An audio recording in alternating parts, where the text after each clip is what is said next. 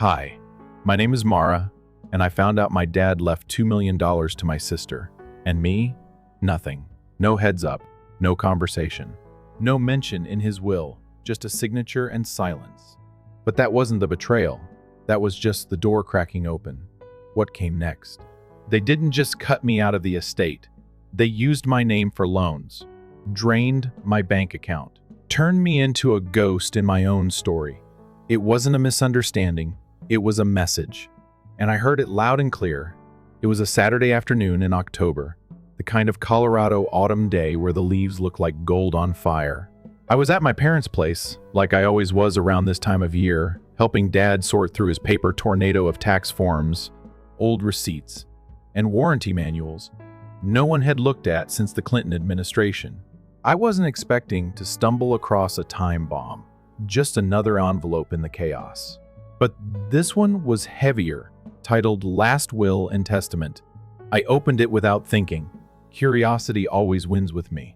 And 3 lines in, my stomach turned to stone. Everything, every dollar, the house, the retirement accounts, the lake property, all of it was going to my sister. Not a mention of me, not a single line. I kept scanning the pages, my breath getting thinner. There had to be more. A note, a thank you.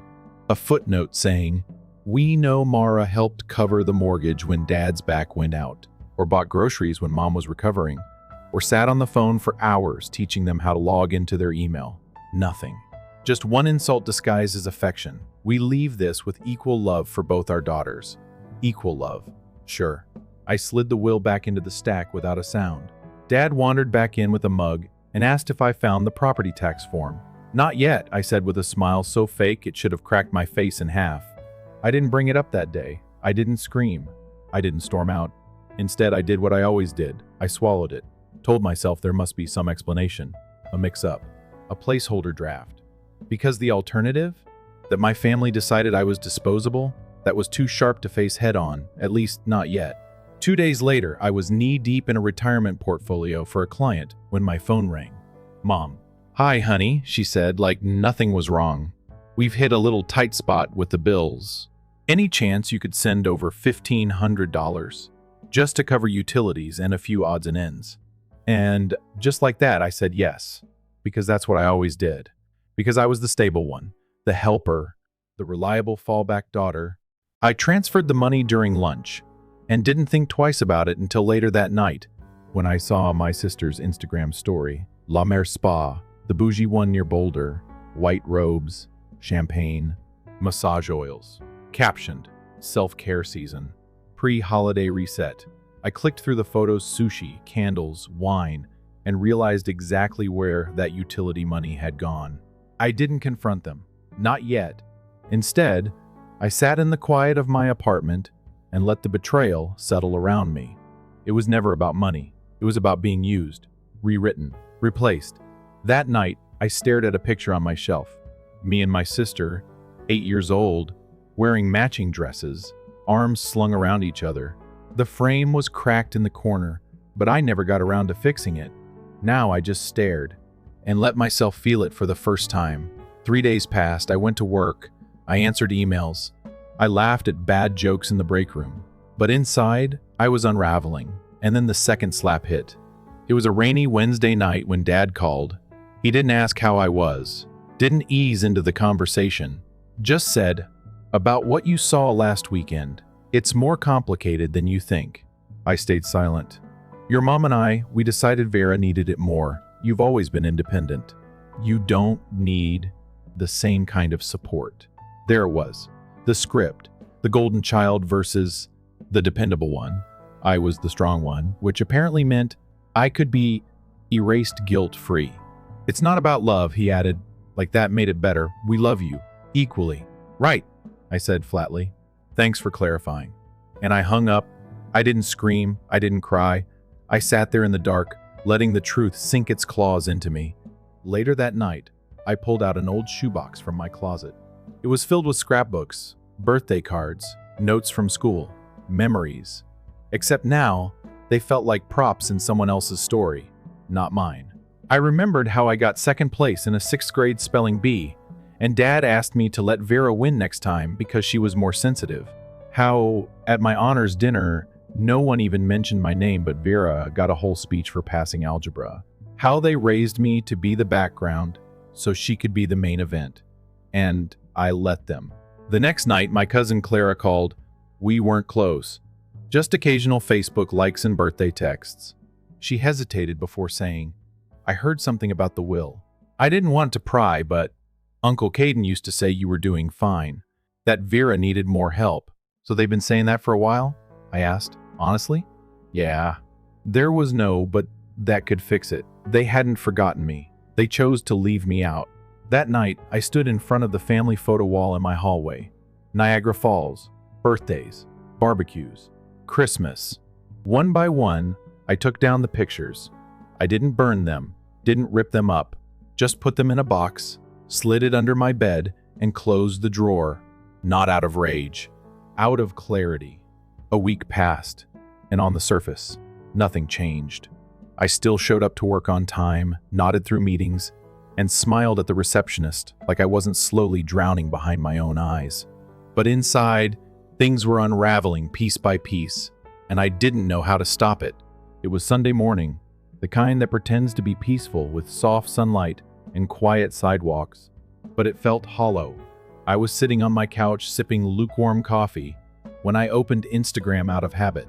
That's when I saw the photo that cracked something in me that might never fully heal. Vera had posted a throwback. Her and Dad, standing together at the lake near Estes Park, arms around each other, smiling like some Hallmark card come to life. The caption said, "My rock, my everything. Dad goals forever." I stared at it, not because it was sweet, but because it felt off. My memory flickered because I knew that photo. I had the original. There had been 3 of us in it. Me, standing on the other side of Dad, laughing just the same. But in her version, I was gone, cropped out. Literally edited out of a family memory like I'd never existed. I didn't cry. I didn't throw my phone. I just sat there, watching the way a person could rewrite history with one filter and a little crop tool. That image stayed in my head long after I closed the app. Later that afternoon, I pulled out an old hard drive and opened the folder labeled Family Trips. I found the original photo within minutes. Sure enough, I was right there smiling included, remembered. Not anymore. That's when it hit me. They weren't just overlooking me. They were actively removing me. Not just emotionally, visibly, publicly. It wasn't an accident. It was deliberate. I started combing through old photos after that, not because I needed proof, but because I needed to know how deep the erasure went. One by one, I opened files and scrolled, and the pattern became impossible to ignore.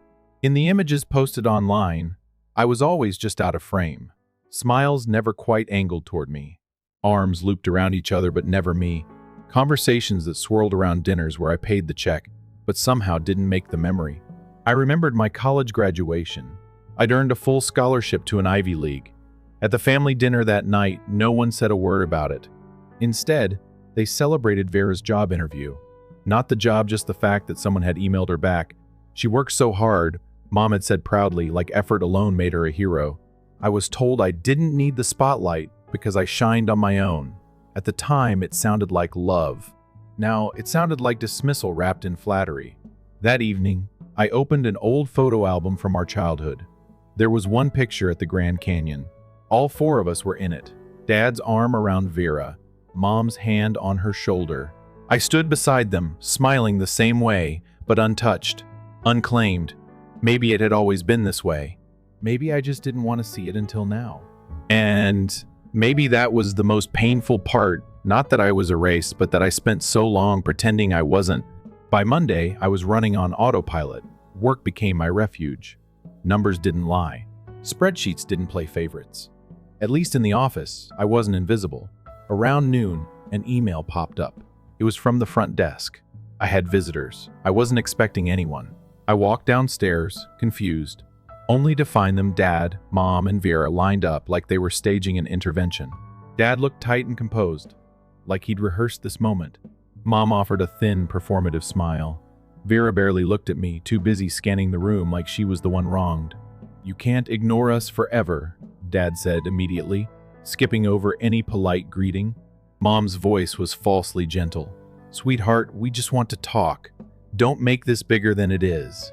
I stood still, my spine locked in place. You already made it bigger, I said quietly. When you decided I wasn't your daughter anymore, Vera scoffed. It's just a will. You act like it's some personal attack. I turned to her and smiled, not from humor, but from sheer exhaustion. You don't get to decide how someone reacts to being erased. I looked them each in the eye. I didn't ask for anything. You gave it all to her without even telling me, then kept using me as your financial backup. I didn't wait for a response. I turned and walked away. Back at my desk, I closed the blinds, shut off notifications, and tried to bury the conversation behind contracts and deadlines. But less than an hour later, a notification pinged on my phone. A debit alert taught $2,500 gone from an account I hadn't touched in years. One I'd opened to help Mom cover medical bills back when she was struggling. I'd forgotten it existed. Apparently, she hadn't. I logged into the app and saw the transaction, a wire transfer to an event venue. An expensive one. I called the bank immediately. They confirmed it was a legal transaction. She was a co-holder. Nothing they could do. I sat at my desk, my coffee turning bitter in my mouth. It wasn't about the money anymore. It was about entitlement. About the audacity to take from me and still claim I was ungrateful. I opened our old group chat, me, Mom, Dad, Vera. It had been dormant for months. No one had said a word since I first asked about the will, but I typed anyway. This is the last time you take anything from me without my consent. And then I hit send. No emotion, no anger. Just a statement of fact. A boundary finally spoken aloud. 2 days later, I was in my kitchen making tea when my phone rang. Unknown number. Local area code? I answered, assuming it might be work. It wasn't. Hi, this is Allison from Equifax Identity Services. We're calling to verify a recent co-signature on a personal line of credit issued under your name. My mind blanked. I hadn't co-signed anything. Who's the secondary signer? I asked. Sorrel Elmore, she said. My mother. My jaw tightened. My fingers wrapped around the countertop like it might stop the world from spinning. No, I said firmly. I did not authorize this. That's identity fraud. She paused. Thank you. We'll open a dispute and send you the documents. But please be aware that because it involves a known relative, the investigation may take time. I hung up and stood there, breathing through my teeth, the kettle screaming behind me. There was no pretending anymore. No more giving them the benefit of the doubt. They weren't confused. They weren't misguided. They knew exactly what they were doing. I didn't send a polite message. I didn't start a conversation. I called her. Direct, sharp, cold. She picked up after the third ring. Sweetheart, she said, like she hadn't just committed fraud. I thought you might call. You used my name, I said. You forged my identity. She sighed, almost annoyed. We needed it. You wouldn't have agreed. But it's family. We help each other. I closed my eyes. Families ask. Families respect. They don't steal. And I ended the call, just like that. Later that night, Vera texted. Seriously? You're doing all this over a will? Grow up. Then Mom chimed in on the group thread. After everything we've done for you, this is how you repay us? I didn't respond. I didn't need to. They weren't even hiding anymore. They saw themselves as victims. I was the villain, not for what I'd done, but for no longer agreeing to be their silent accomplice. That evening, I posted something for the first time in months. Just a quiet, public truth. No names, no attacks, just facts. For years, I supported my family. Financially, emotionally, silently. I told myself that was love, until I realized love doesn't demand silence in the face of betrayal. I found out I was erased from the family will. Then I found a fraudulent loan in my name. I stayed quiet. They didn't. So here's the truth. They didn't just cut me out of the will. They cut me out of the family long before that. I didn't care who saw it. I didn't post it for likes. I posted it to breathe. Because silence protects liars. But the truth? It doesn't need to scream. It just needs to live. The morning after I posted the truth, I expected backlash or at least whispers. But what I got instead was silence eerily hollow. like the kind you hear before a storm rolls in. No texts, no comments, not even a passive-aggressive emoji from Vera. At first, it felt like relief. Maybe they'd finally backed off. Maybe they realized I wasn't going to play my part anymore. But by the end of the week, that silence started to feel less like surrender and more like a trap. It was too quiet, too careful. And then came the letter. I was at my desk finishing a quarterly report when the receptionist buzzed. "Hey Mara, someone just dropped off a letter for you. Hand delivered. No return address, but it's official. Legal letterhead." I met her at the front and took the envelope, heart already racing. Back at my desk, I turned it over slowly. The logo at the top was from a local law firm, Henry & Clark. The name stung because I knew it. They were the same attorneys who handled my father's estate paperwork. I opened it and scanned the contents, line by line. It was a formal cease and desist. Apparently, my Facebook post had caused emotional harm and defamation to my mother. It accused me of spreading misinformation, damaging reputations, and airing private family matters for public sympathy. I read it twice, then a third time. The irony sat heavy in my mouth. They forged my name on a loan, drained my bank account, removed me from the will. And now I was the threat because I finally spoke up. I didn't react outwardly. I scanned the document, saved a copy to my encrypted drive, and created a new folder labeled Defense. No panic, no retaliation, just documentation. Because if they wanted to play this publicly, I wasn't going to scream louder. I was going to be smarter. That night, I sat in my apartment with the lights dimmed and the city glowing beyond my window. I poured a glass of water, not wine, because I needed clarity, not comfort. I replayed everything from the beginning. Every small betrayal that used to feel like coincidence. Every unspoken moment that now looked like a decision. Then my phone buzzed again. A message from Nala, an old friend from college. We hadn't talked in over a year. She didn't ask how I was or say hello. Just sent me a voice file. "You need to hear this." I hesitated before hitting play. What I heard stopped me cold. It was my voice. Or at least it sounded like my voice. Chopped, stitched, unnaturally timed. A Frankenstein version of something I never actually said. The message had been edited to make it sound like I called my mother manipulative. A liar, a leech. The words were mine, but not in that order. Not with that meaning. It was a digital patchwork, twisted into something cruel. "Did you really say this?" Nala texted afterward, her tone unsure. I didn't blame her for doubting. The clip was convincing if you didn't know me. I replied immediately, telling her I had the full call recorded, unedited, time-stamped, and stored. She didn't respond right away, and I didn't push, because that was the goal. Confuse the audience. Blur the line between truth and drama until no one knows what to believe. They didn't need to prove I was a liar. They just had to make enough people unsure. That was the game now. They couldn't silence me, so they tried to distort me. I opened a clean document on my laptop and started typing. Not a rant, a timeline. A file full of dates, screenshots, call logs, photos, transactions. Every time I'd paid a bill. Every message I'd sent. Every post they'd altered or deleted.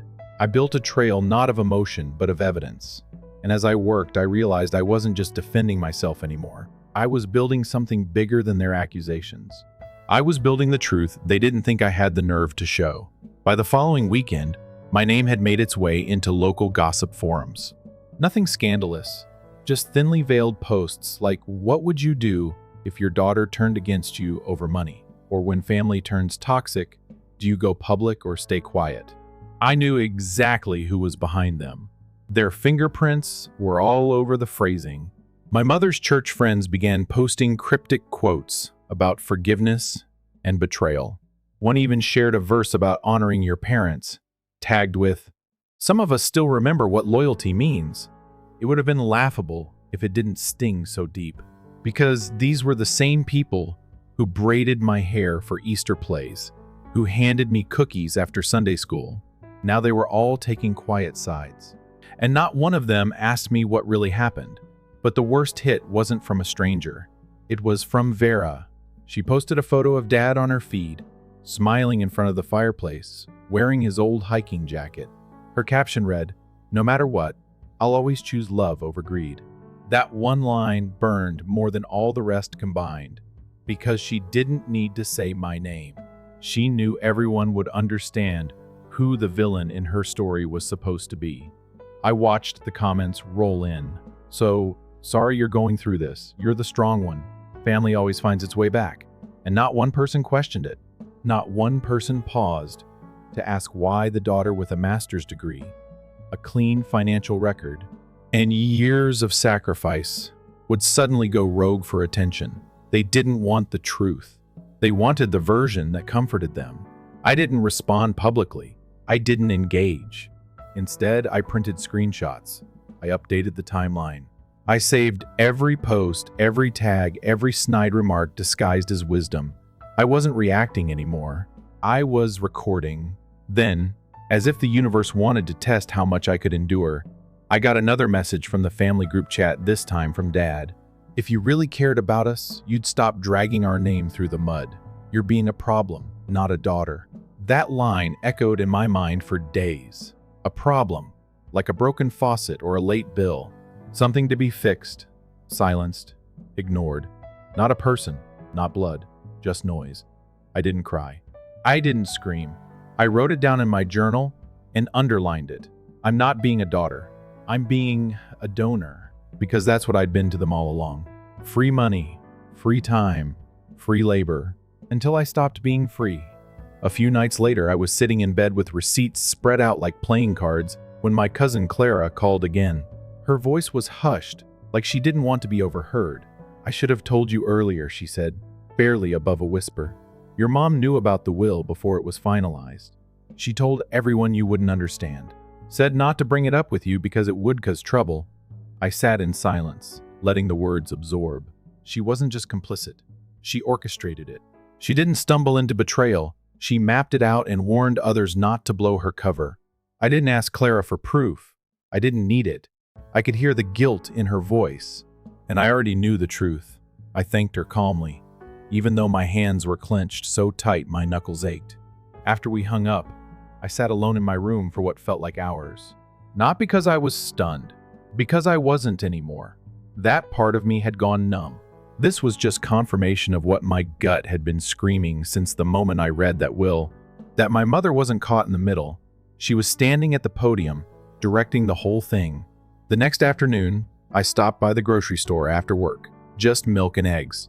I didn't want to think, just wanted something to keep my hands busy. But as I walked toward the entrance, I saw her Vera, standing near the flower stand like she was waiting for a camera crew. She spotted me immediately and smiled, but not kindly. She tilted her head and said, "So, how's your little pity parade going?" I didn't flinch. I didn't play the game. I just looked her in the eye and said, "You may have their will, but I have their truth, and I'm not done speaking." Her smile twitched. Only slightly, but enough. I walked past her without another word. By the time I reached home, I felt something different. Not rage, not grief, something cleaner.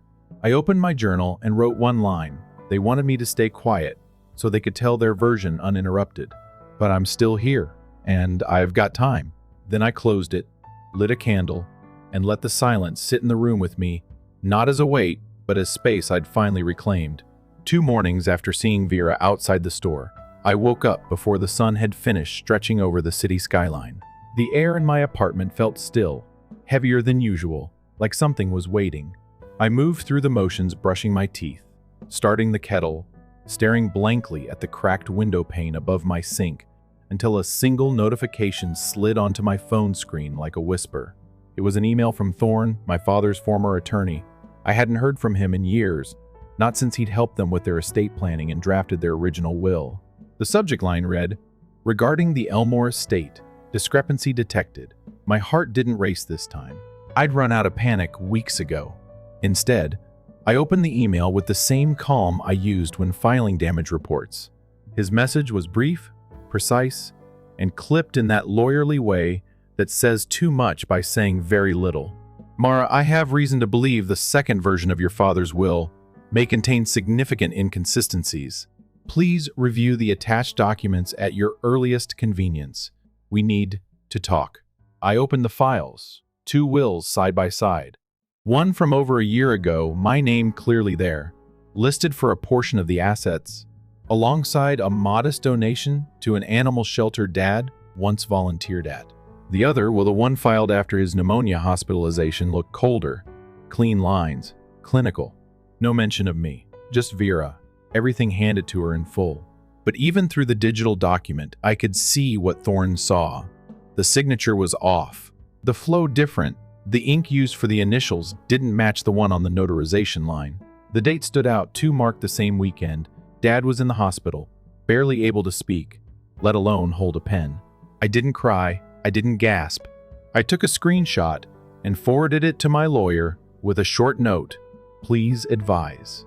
Possible forgery? Then I replied to Thorne, "Available anytime after 2. Thank you." That was it. Just quiet movement. No dramatics.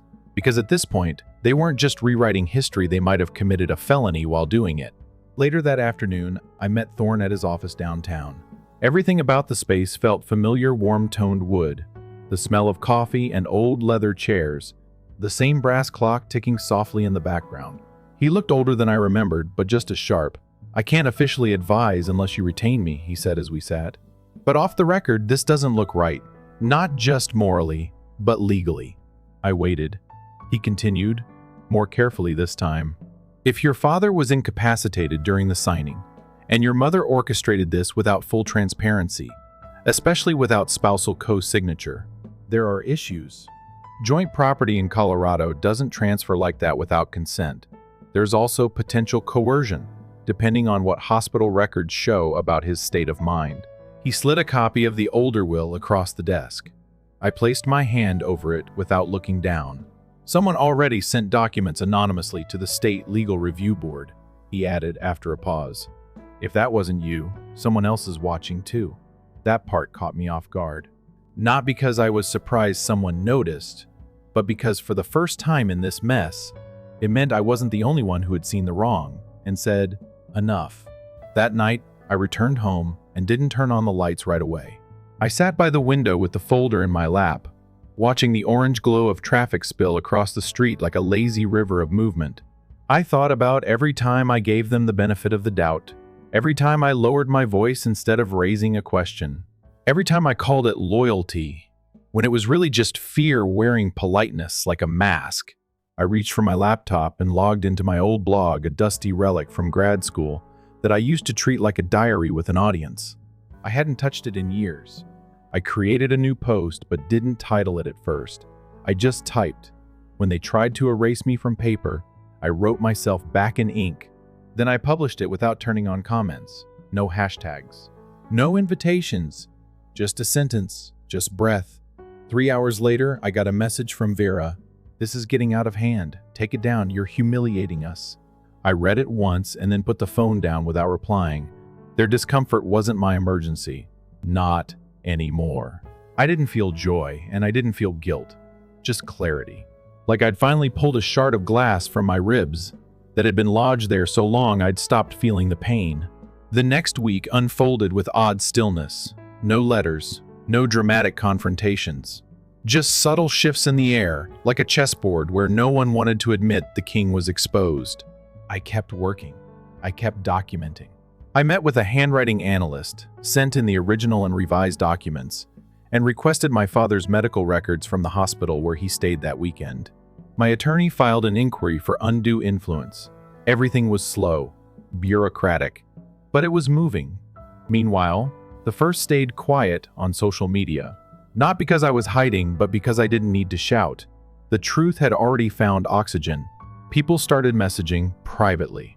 Old coworkers, childhood neighbors, even an ex who'd seen Vera's posts, and said, "I always knew something was off with your family." Their words weren't apologies, but they were acknowledgments. And sometimes that's louder than an "I'm sorry." One day at work, just before lunch, my assistant buzzed me again. "Someone's here." She doesn't have an appointment. I stepped into the lobby expecting another ambush. Instead, I saw Mrs. Delaney, an older client I hadn't worked with in years. Her gray curls had thinned, but her presence hadn't. "You probably don't remember me," she said softly. "You helped me save my home after my husband passed." I never forgot that. I read what you wrote, I just wanted you to know some people see you, the real you. She didn't stay long, just enough to say it, then she was gone. But her words followed me through the rest of the day like a light I could tuck in my pocket. That evening, I got home to find a cream envelope in my mailbox. No return address, just my name in soft blue ink. Inside was a single sentence written in careful cursive. You didn't deserve any of it. I'm sorry, Clara. No fanfare, no explanations. Just truth. I didn't text her back. I didn't tell anyone. I slid the note into my journal and closed the cover without a sound. Because not all truths need to be screamed. Some just need to exist. That weekend, I walked through the farmer's market alone. No headphones, no distractions. Just letting my steps move without urgency. I passed a little booth selling pottery and found a mug that looked like it had been cracked and mended with gold, the Japanese art of kintsugi. I picked it up and smiled, not because it was beautiful, but because it felt honest. A flaw turned artifact, a break turned badge. When I got home, I made tea in that mug, sat by my window again, and opened my laptop not to post, not to argue, but to write. Not about revenge, not about exposure, but about breath. About what it means to grow up thinking silence is strength, only to learn that sometimes strength is what you find after you stop being silent. I wrote about grief that doesn't come from death but from realization, about losing people who are still alive but unreachable. I didn't name them. I didn't need to. The story wasn't about them anymore. It was about me. And finally, it was mine. 3 weeks passed like slow thunder, the kind you feel before you hear. The snow that once softened the sidewalks had started to melt into gritty slush, exposing everything beneath it, salt, dirt, forgotten footprints. It felt poetic somehow, watching the city thaw while I was still somewhere between frozen and waking. The mornings came quicker, less bitter, but still sharp enough to sting if you forgot gloves. But I hadn't forgotten anything. Not anymore. I hadn't followed the court proceedings in real time. I didn't refresh legal updates or camp out in front of courthouse blogs. There was no thrill in tracking every play. I didn't need a front row seat to a fall I hadn't pushed. Instead, I waited quietly, letting the truth move at its own pace, like water through stone. The summary came in a clean email from Thorne on a Friday morning. No fluff, just facts. Kadrian Elmore has been summoned for formal inquiry regarding estate irregularities. Sorrel Elmore declined to offer a statement. Further review pending. That was it. No explosive drama. No TV-ready confessions. Just silence. But this time, their silence was different, not protective. Not smug. This one sounded scared. It sounded like people who realized they couldn't delete what was already documented.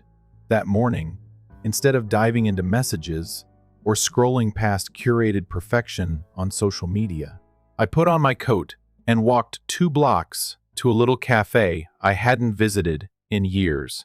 The bell above the door still jingled the same way it used to when I'd come here during finals to cry into cinnamon lattes.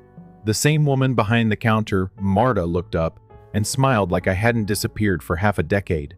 "Mara," she said, wide-eyed but warm, "look at you. Where have you been hiding?"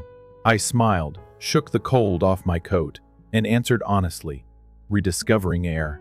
She chuckled and handed me a black coffee before I could ask. "It's on the house. You always tipped too much."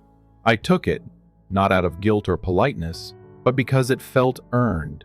I sat by the window and watched strangers move through their ordinary routines, couples arguing gently over pastries, kids tugging gloves loose with sticky fingers, someone in a suit tapping on a cracked screen with a kind of urgency I no longer envied.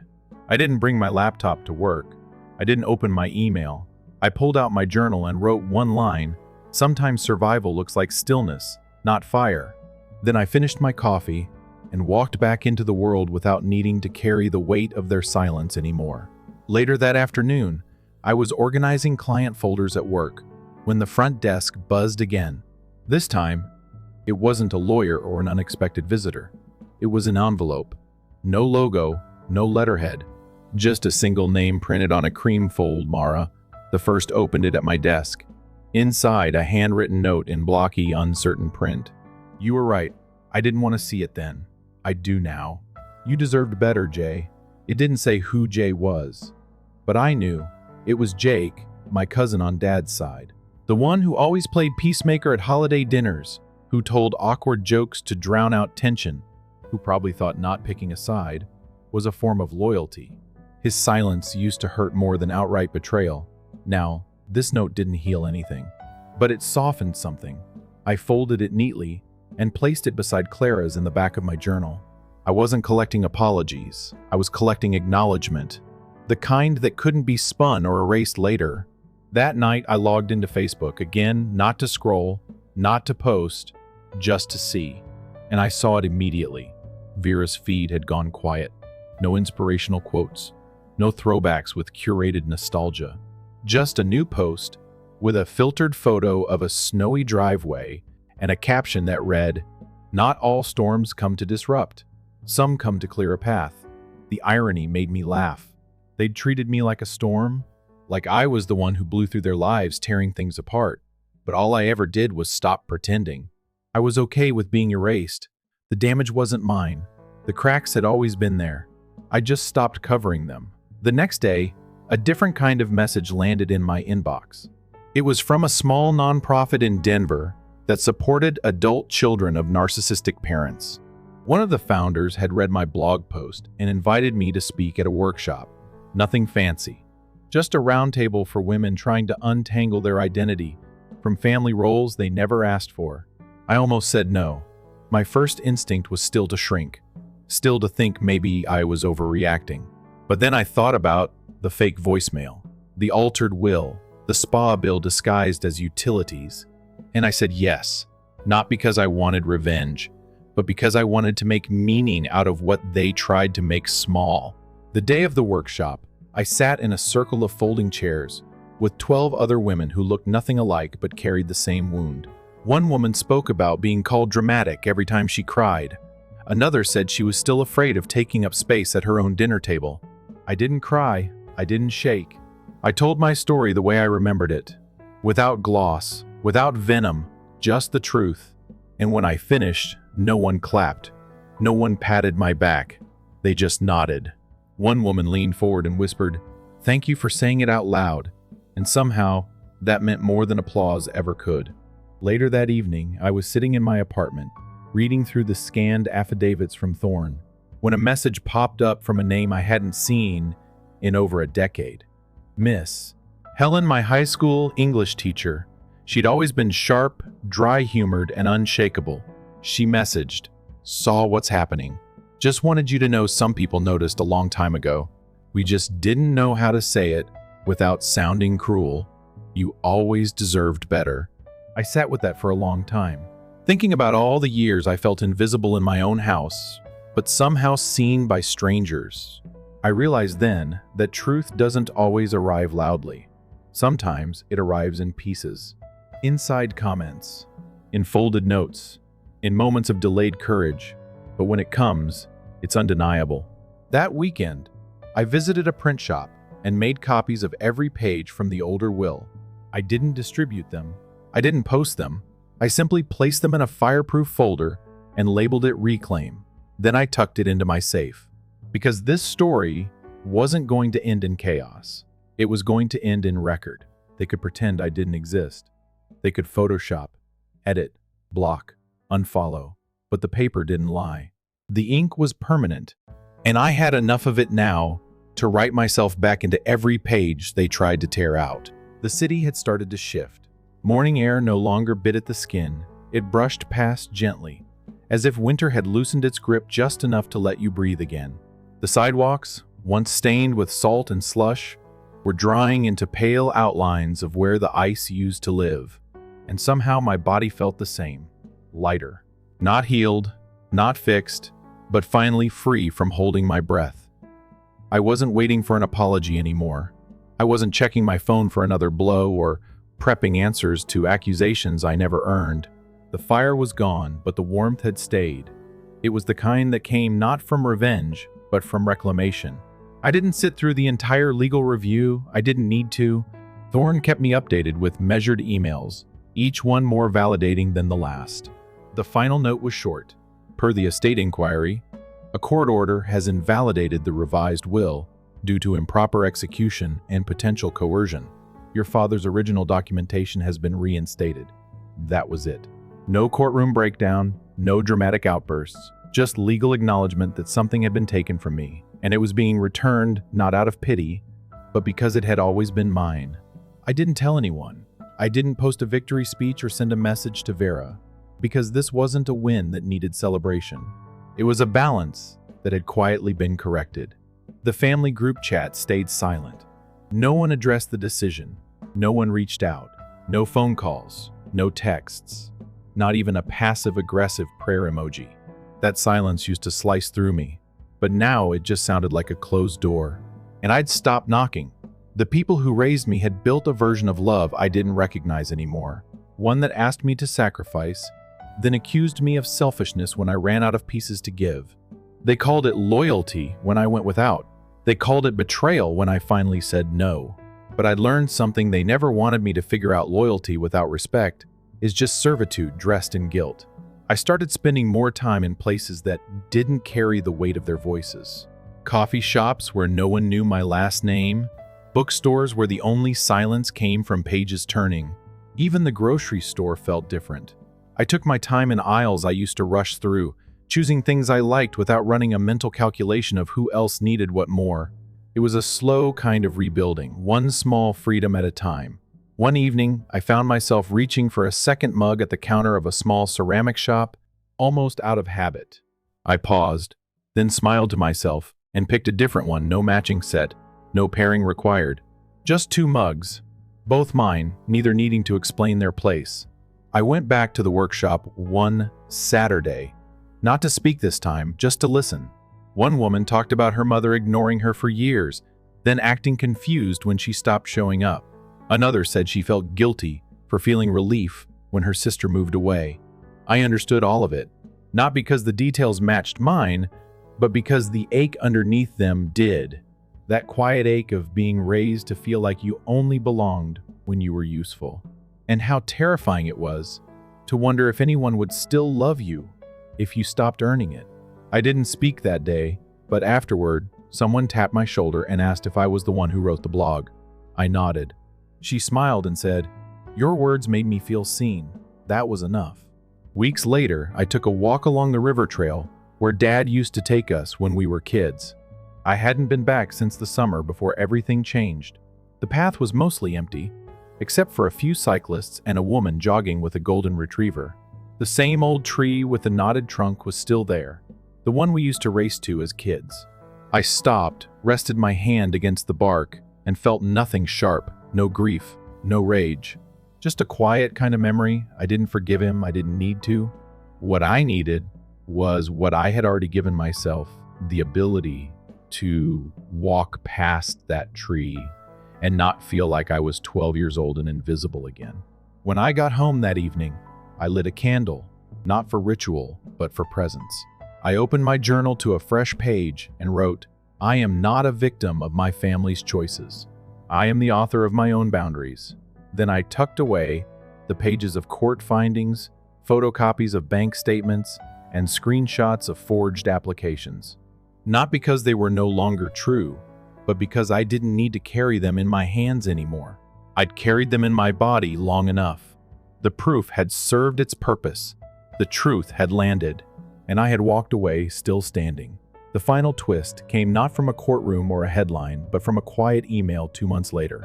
The nonprofit I had spoken for wanted to feature my story in a digital series about financial abuse and emotional erasure. They asked for my permission to share it anonymously, just as it was, unedited. I agreed. Not for revenge, not for recognition, but because I knew someone out there needed to read it the way I had once needed to write it, without shame, without sugarcoating, just honestly. Because I had learned something else too. Speaking the truth doesn't always fix what's broken, but it does free the person who lived through it. That spring, I planted a single lavender bush on my balcony. I'd never grown anything before. I wasn't sure it would survive the unpredictable weather or my inconsistent attention.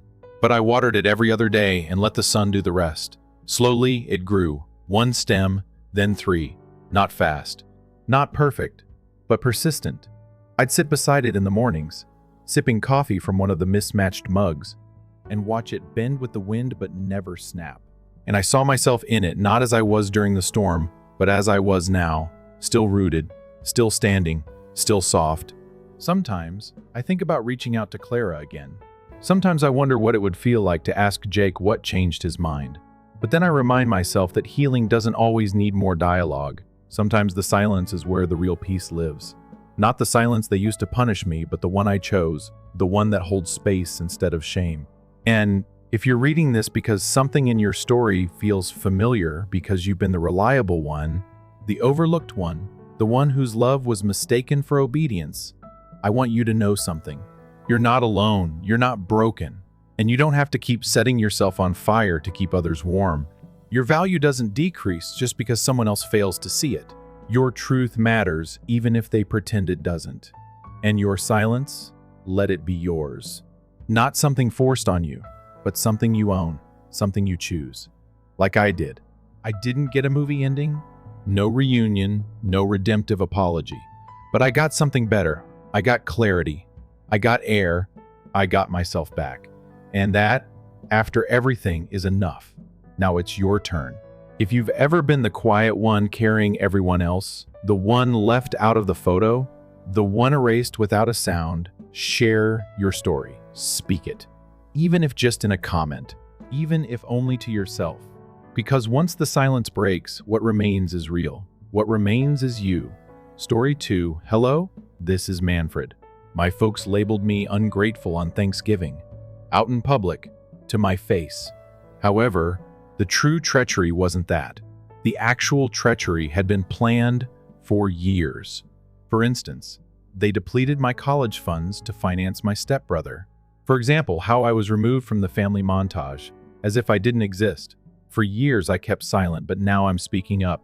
I purposely arrived 38 minutes late, not by chance. I reasoned that I may blend in and get away from the typical farce if I arrived after everyone had already been energized by wine and carbohydrates. I was mistaken. As soon as I entered my father's home, the home where I was raised, the one that no longer had the same appearance, just long enough for me to sense it, everything stopped. The half-second pause and welcomes, the tiny change in the air, eyes darting away and toward me.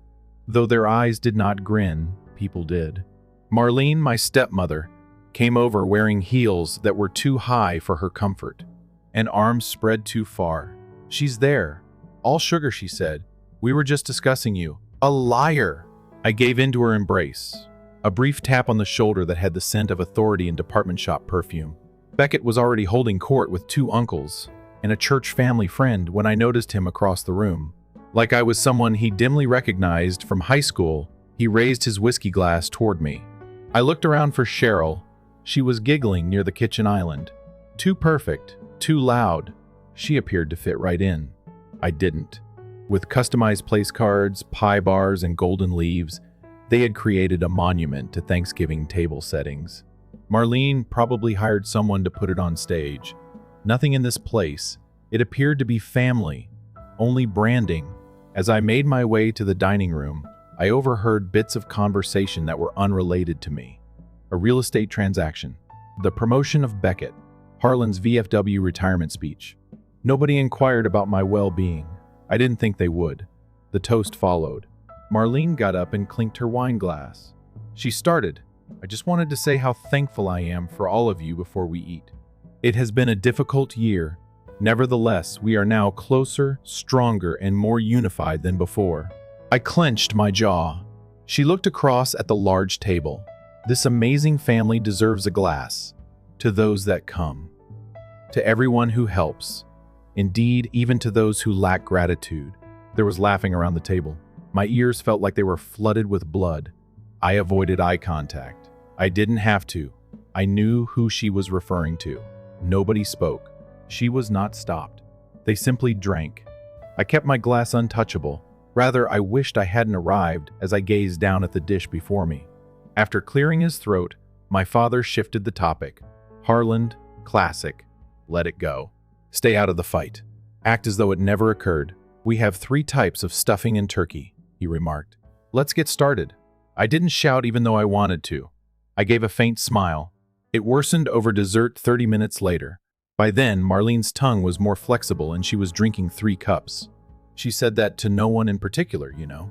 When Maddie isn't practicing law, she's most often at home with her books and kitties. Isn't that correct, my love? On the inside of my cheek, I bit down. With a pre-existing sneer, Beckett added his voice, preserving the world, a furious email at a time.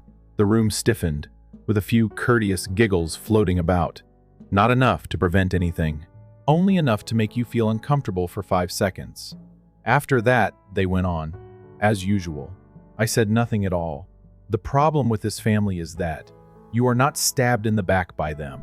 They do it in person while grinning. You're overly sensitive when you flinch. Even though my chest wasn't stable, I took a drink of water with steady hands. I looked around the room. This house has been completely renovated, updated, and sanitized. There are no pictures of myself on the walls. The visage of Beckett, however, was everywhere. Vacations, a ribbon-cutting ceremony, and graduations. The pride of the family was his success. Mine was a hassle. When I did, I knew better than to speak. The outcome was always the same. Harlan sighed with disappointment. Marlene's fictitious worry. Beckett. Grin. Cyril's quiet. I was positioned as the challenging one, and each of them had a certain function. The one who couldn't let go, the outsider. But tonight, something changed. It wasn't anger, not even melancholy. There was quiet, cold and sharp. Absolutely. I had no place here. Perhaps it wasn't a tragedy either. Perhaps I had been avoiding that freedom. I grinned as a result. I raised my glass. To me, not to others, and vowed in silence. Never again. I put down my glass with more poise than I actually felt. They were unaware, or perhaps they did, and decided not to give a damn. In any case, I had had enough of expecting recognition. After clearing his throat, Harlan got up and tapped softly on his wine glass. Falk. He started the room, quieting with disciplined obedience. Before dessert. I have a few things to say. After all, it's Thanksgiving. We're going God. He looked straight ahead as he stated, the foundation of legacy is family and inheritances. No, they don't construct themselves. They demand sacrifice, dedication, devotion. Beside him, Marlene nodded in agreement. Like a self-satisfied debutante, she folded her hands in her lap. He went on, we've recently taken steps to ensure that everything we've built and worked for will remain in the right hands. My stomach dropped. I felt like I was being slapped by the fact that he never once said my name.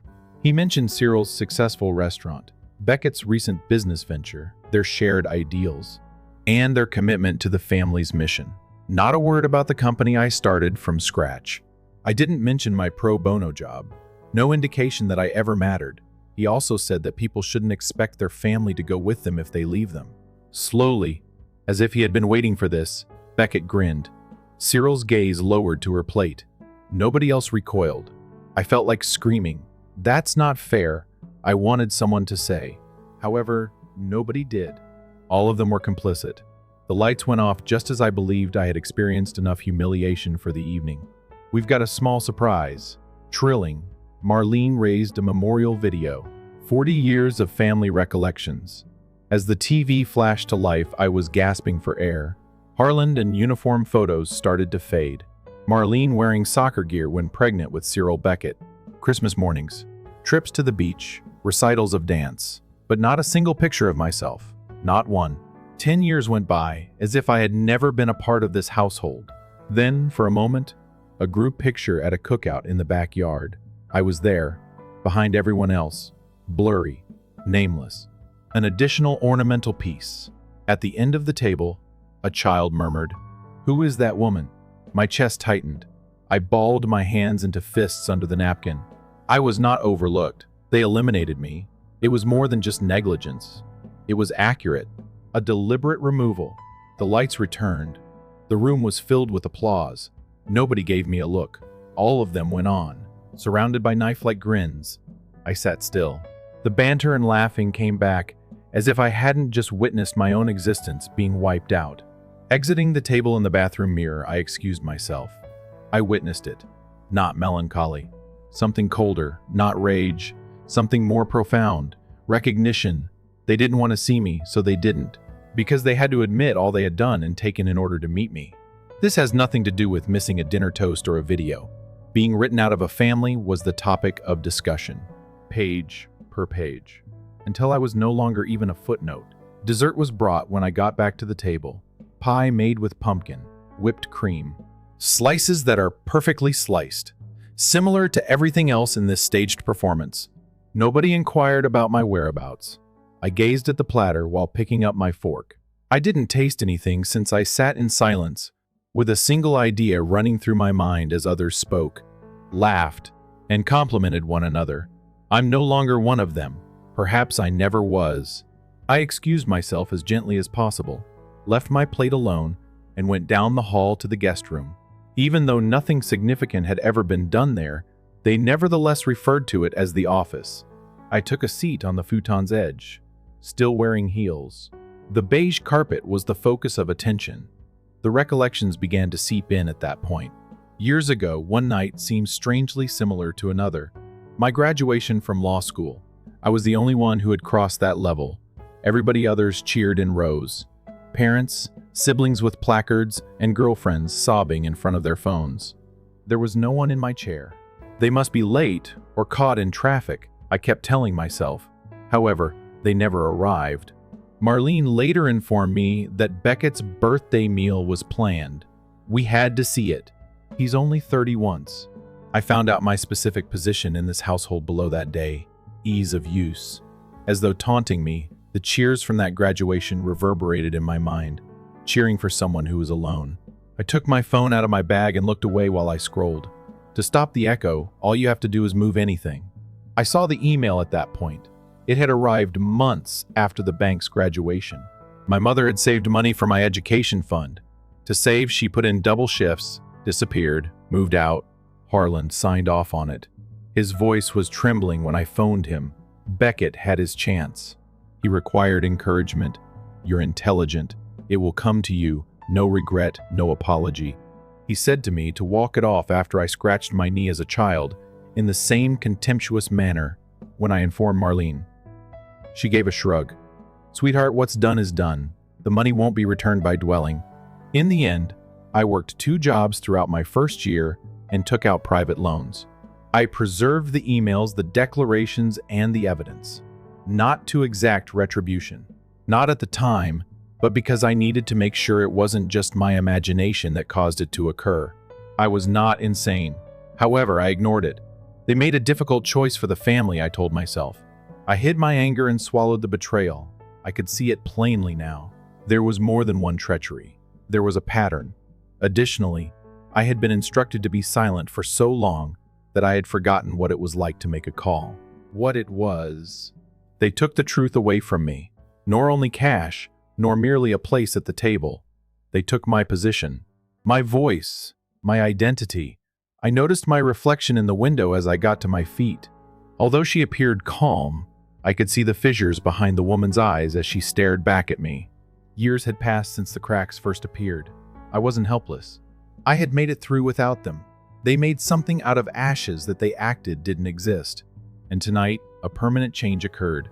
They were looking for a me that would comply, grin, take crumbs, and call it love. However, I've changed as a woman. My education fund, bank records, notarized signatures, old paperwork, and images of Beckett's startup website. From the same month my fund vanished were all in my protected cloud folder, which I had not accessed in years. I lingered over the Delphine contact. The only person in this family to ever treat me like a person was her, and she would be the one who still had the courage to tell the truth. I typed after tapping her name. Can we discuss this tomorrow? For a second longer than necessary, my thumb lingered. After I pushed submit, the early light softened the appearance of everything in my flat. I gazed at my mobile device. After that, there was a message that became heavier by the hour. Then it rang. Unreal. I paused. Despite my first inclination to leave it on voicemail, I felt compelled to listen to her voice. Perhaps it was a final opportunity I wanted to offer her. Hey, she said, as if she hadn't sat quietly through my erasure last night, all airy and fake. I just wanted to say hello. After the large supper, how are you feeling? I burst out laughing. Are we referring to that? Supper? A pause. Look, I realize it became strange. You were aware? I interrupted her, I said. Don't act as though you didn't. A protracted hush ensued. Then she let out a sigh. Yes, I was aware. I've been aware for a while. I shut my eyes. It stung more than I thought it would. And you remained silent. Maddie, what was I meant to do? Declare war. Nothing would have changed as a result. All I wanted was serenity. Calm. Once more, that word. Did you not desire peace? Silently, I said. You want solace. There is a distinction. She didn't dispute, simply murmured, I apologize. As if that would reverse the years of cooperation. Without saying another word, I hung up. I wasn't upset. Not at all. Just finished. Completed. Awaiting the development of a backbone. I was standing in front of Delphine's door 2 hours later. I knocked, but she opened it first. Did you come? I said, she said. Her voice was not surprised. Simply something stable, like she had been anticipating for years. Her living room felt like a museum of things the rest of the family had attempted to forget as soon as I walked in. Dusty books, old pictures, a framed letter written by my mother. Delphine wasted no time. She walked to a wooden box next to the bookshelves and stated, I kept everything, because I knew you would eventually come to find the truth. She gave me a folder containing receipts for bank transfers made 2 weeks before to Beckett's debut. Legal papers, account numbers, and signatures. The actual will of my mother came next. There, as plain as day, it was. The money was just intended for my schooling, never to be touched in any situation. I sensed a tiny tilt in the room. And this? I held out a page of lined paper notes that had turned yellow and inquired. I said, she said, after speaking with your father, when he began rewriting history, I put them in writing. You remained silent. You weren't prepared, she said steadily. Now, however, I believe you are now. I refrained from crying. I believed I might. However, I only had a calming sensation. As if the facts were heavy and had just fallen into my grasp, I arranged everything on the kitchen table at home, scanned each sheet, verified the dates, and compared the signatures. There was no longer space for uncertainty. This was not carelessness. This was intentional. They remembered me. They took me away. One choice, one tale. Erasure via erasure. I accessed my legal notes on my laptop and started creating a chronology. Not as a form of retaliation, but to keep in mind to reconstruct the events as they actually occurred. Peace was what they want. I desired the truth, and I felt stable for the first time in years. No whirling, no anxiousness, just guidance. I had no idea what would happen next. However, I was certain of one thing. I would be the one to write it, whatever occurred. A courier envelope arrived under my flat door 2 mornings later. No warning, no knock, just pressure and quiet. Well packaged. A note from Marlon's legal assistant was inside. The wording was clean and businesslike, like when someone hands you a knife and tries too hard to sound courteous, for the sake of keeping the peace. It stated that Ms. Manford Renly is asked to voluntarily withdraw from the estate planning and family trust procedures. A gesture like that would show kindness and an awareness of the larger dynamics of the family, goodwill, and comprehension. They usually dressed up sharp things with sweet phrases. I read it twice. But then again, I then took out a pen, printed a copy, and signed it. Beneath the line, I manually added, "Those who never desired me are not worthy of my money. No audience, no lawyer, no ceremony. Just the facts." I folded it once. I placed it on my kitchen table after sliding it into a simple envelope. Uninvited, my thoughts strayed to an envelope of a different type that never arrived on time. I noticed Marlene's name flashing on my phone while I was in court 2 years ago. It was a brief text. "Your mother suffered a stroke. St. Vincent's is where we are." No context, no urgency. The nurses were changing the sheets when I got there. I was never able to bid them farewell. A quiet woman in scrubs turned to face me and said, "Are you on your way?" she asked again. I am still haunted by their words. I felt as though I had lost both my mother and any last illusion about this family when I left the hospital. Marlene informed me later that night that it was simply one of those things. She said, "It didn't seem that serious to me. You were preoccupied with Harland and your job. He didn't mention it again. Like mourning ought to have a time limit. In my life, I've forgiven a lot of things, but not that. Never do that. I was back in the present, holding the envelope near the window. The city appeared serene. Cars buzzing past pedestrians. Dogs. The walkways are starting to miss the rain. Between my fingers, I grasped the signed waiver. There was no sense of capitulation. It was a sense of relief. I believed for years that I would become weak if I let go, that I had lost when I left. I knew better now. I would have been broken if I had stayed. I was saved by leaving. I put on my coat, went 2 blocks to the mailbox at the courthouse, and deposited it. No return address, no tracking. A simple cut. I didn't turn around, didn't think twice.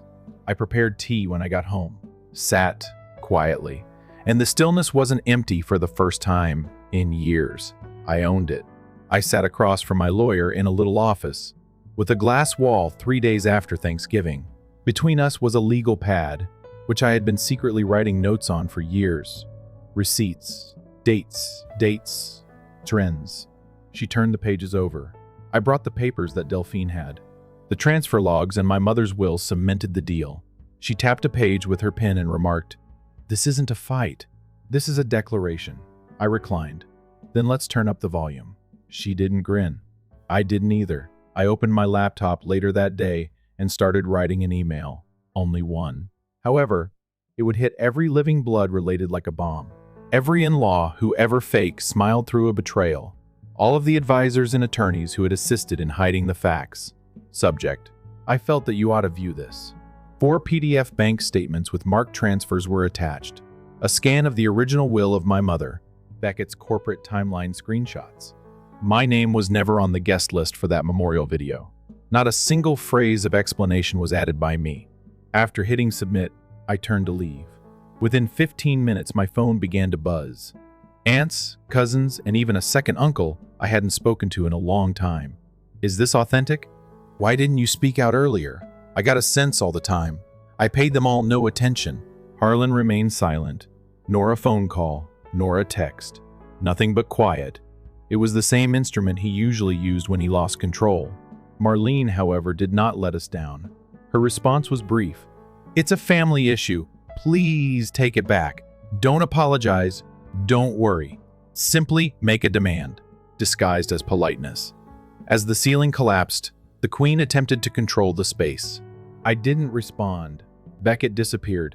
Not a single phone call, text message, or passive-aggressive subtweet. Darkness. This indicated that he was afraid. Excellent. I had poured myself a glass of red wine and turned off my phone around dusk. I saw headlights flicker across the rainy street as I stood at my window. Not because I was anxious, because I was well aware of what was going to happen next. We started drafting a formal complaint at my lawyer's recommendation. Not that I intended to file a lawsuit. It wasn't because I want the cash. Because the greatest disinfectant is sunshine, and there was plenty of this rot. Retaliation was no longer the focus. It has to do with repair. And this was only the initial blow. It began with murmurs. I was contacted by a partner at the firm where I was a clerk. Not casual material, but a casual tone. "Hello, Maddie. I've heard that you've been making some noise recently. Beckett has been making calls. Claims that you're going through a difficult time. Accuses you of fabricating." I remained still, not even blinking. What precisely did he say? I politely inquired, "You're sick and have family issues. That this is a breakdown of some sort." I chuckled. Keep quiet. Dry. He's making an effort to portray myself as unstable. Indeed, he claimed to be manipulating the story. I hung up after thanking him. Traditional. Beckett. If you are unable to conceal the truth, make the person who says it seem bad. He was lying, using connections and requesting favors. He was unaware that I had marched through flames to get this point, and I wasn't backing down because he threw smoke. I gave Delphine a call. On the first ring, she responded. "He's attempting to discredit me," I said. "He's afraid."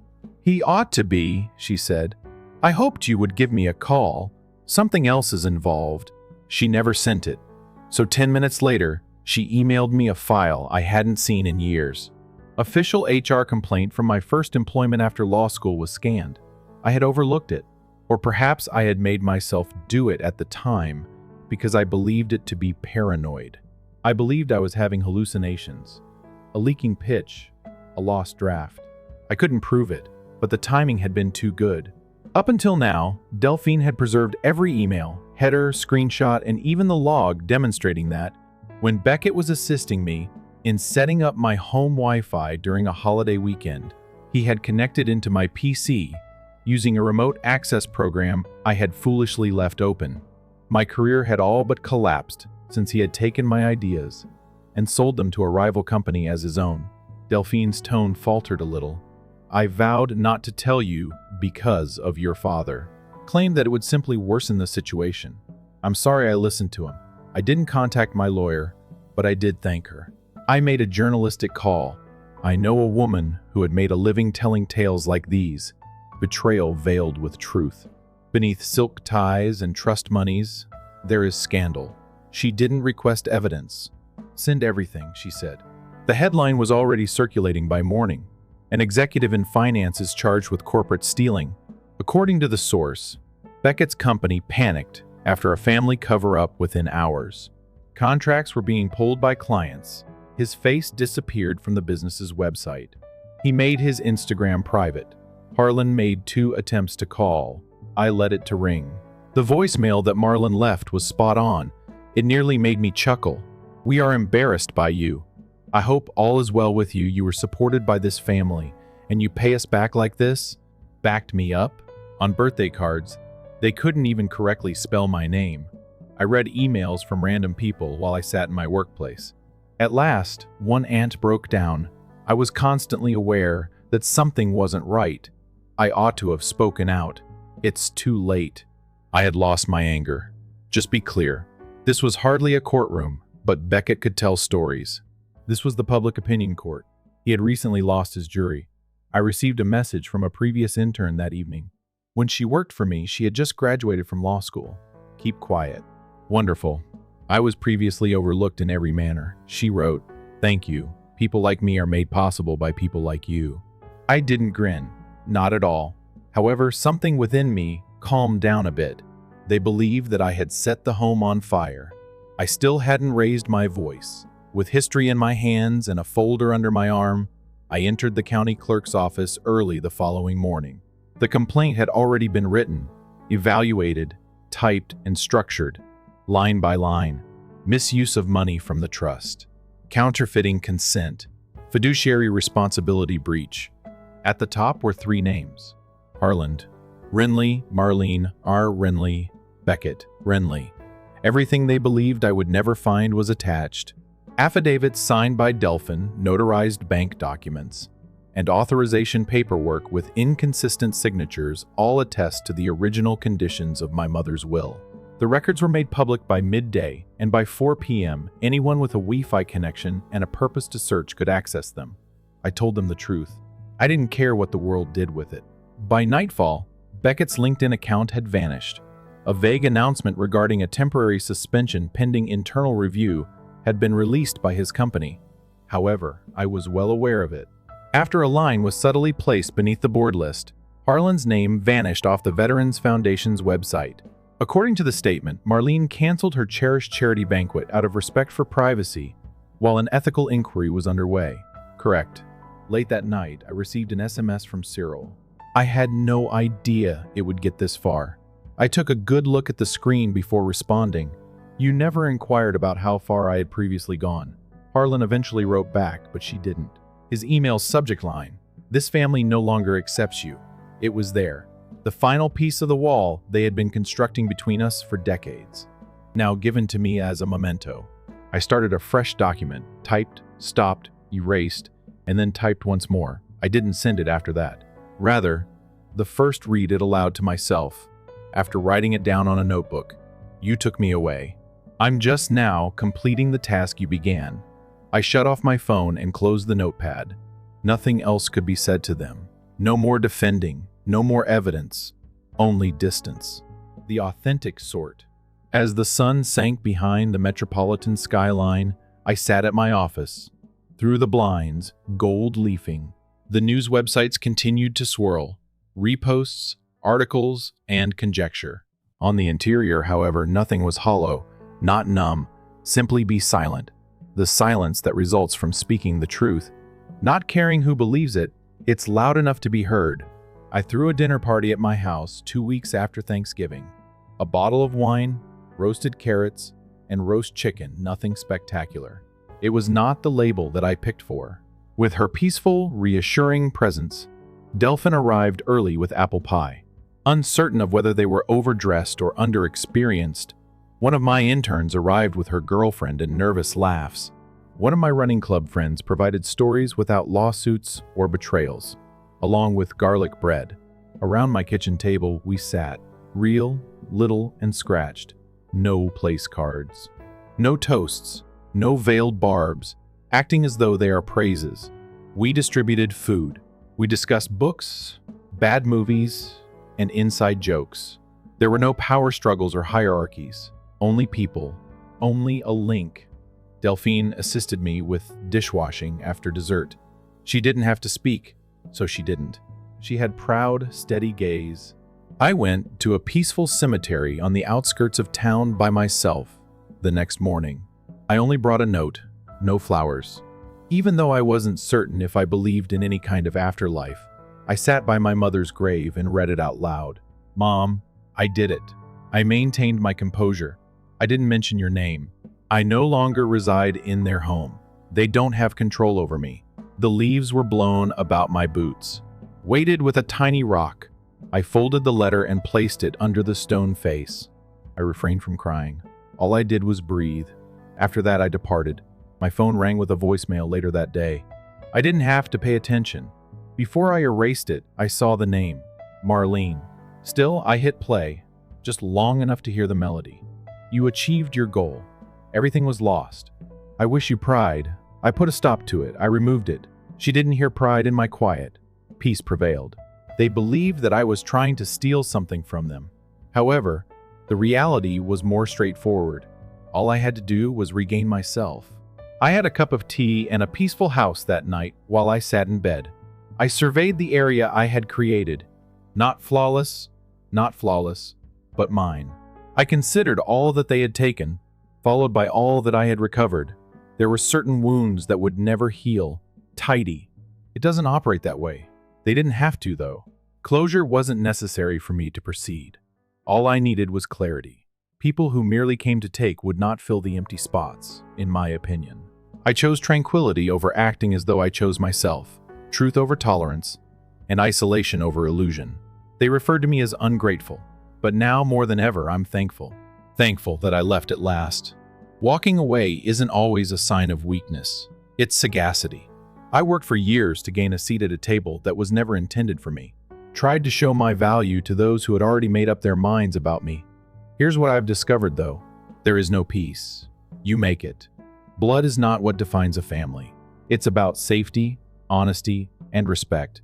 Mending isn't necessarily about making amends. It just signifies releasing at times. This is your opportunity to let go of whatever burdens you may be carrying that are not yours. You have the right to keep your peace. You are free to start rewriting your own tale without anyone's permission. I'll give it over to you immediately. Have you ever had to leave a family version in order to discover who you are?